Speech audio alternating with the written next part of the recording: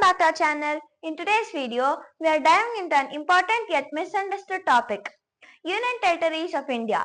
We are going to break down what they are, how they function and why they exist. If you are new to the channel, don't forget to hit that subscribe button for more insightful videos. Now let's get started.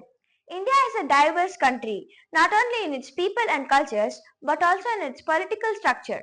While most of the India is divided into states, there are regions that don't quite often fit into that category.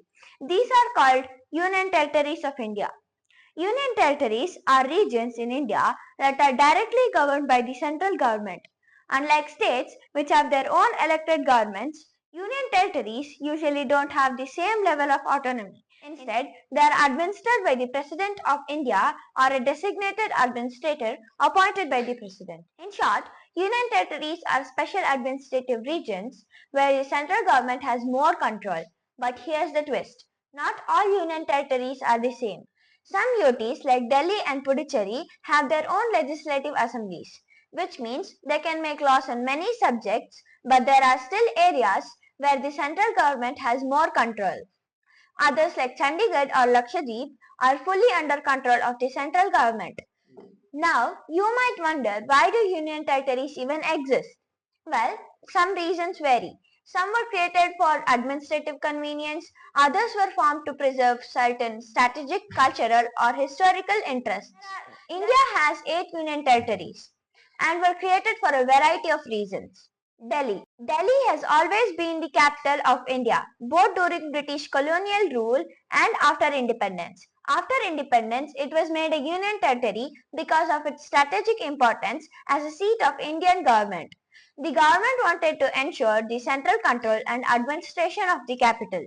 However, since Delhi is also a large area with a significant population, it was later granted partial self-governance through the Delhi Legislative Assembly in 1993, making it a National Capital Territory (NCT). Jammu and Kashmir and Ladakh. Jammu and Kashmir was originally a full-fledged state, but after the Article 370 revocation in 2019, it was bifurcated into 2 union territories. First one Jammu and Kashmir and second one Ladakh. Jammu and Kashmir with a legislative assembly and Ladakh without a legislative assembly.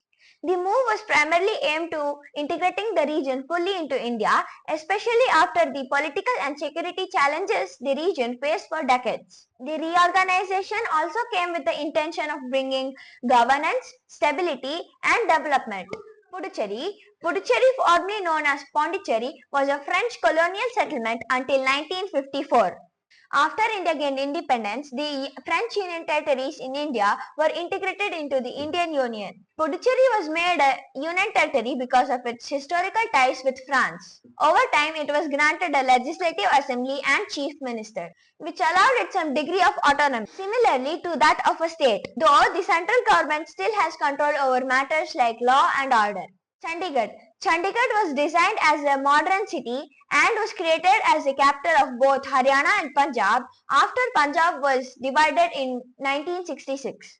Because it was intended to serve as a neutral capital for 2 states, it was made a union territory. Chandigarh has no legislature of its own. It is directly ruled by the central government to avoid conflict over its rule. Andaman and Nicobar Islands. The Andaman and Nicobar Islands is in Bay of Bengal and was historically used as a penal colony by the British. After India gained independence, it was made a union territory because of its strategic location. The government sought direct control over the region due to its importance for maritime security and also because it is less populated, requiring central oversight.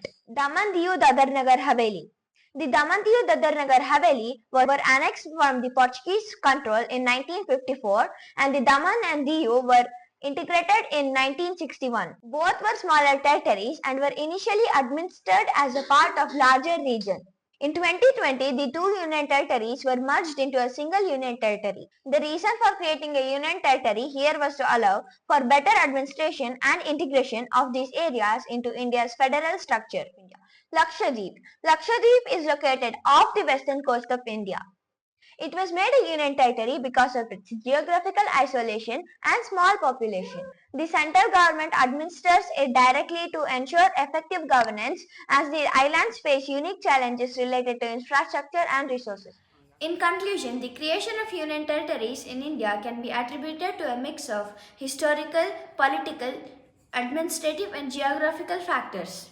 While some UTs were created for their strategic importance or historical status, others were formed for better governance and to maintain central control over regions that faced unique problems. Some UTs like Delhi and Puducherry have been granted more autonomy over time.